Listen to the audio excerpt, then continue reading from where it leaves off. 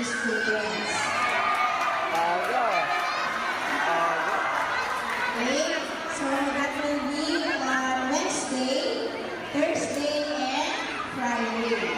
So, sino yung Periodical na ng mga graduating. Periodical ng ating mga preschool, grade 6, and grade 10. Tapos na ang ating mga grade 12. So, before only the non-graduating students naman tayo. So, malapit ng matapos ang ating school year 2023-2024. Okay.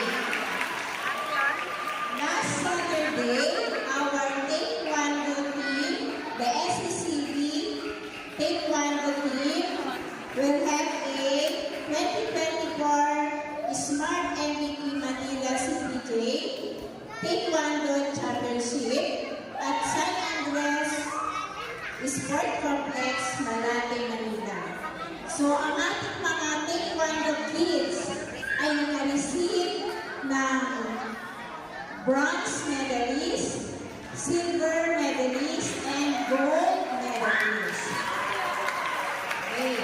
Let us recognize our gold medalist, si Andres Joaquin Duena, our grade 2 Andres.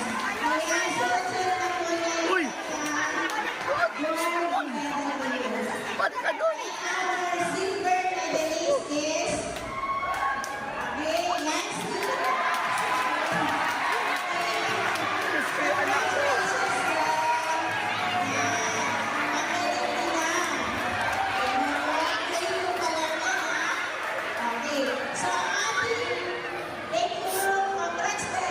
Diyan ka lang!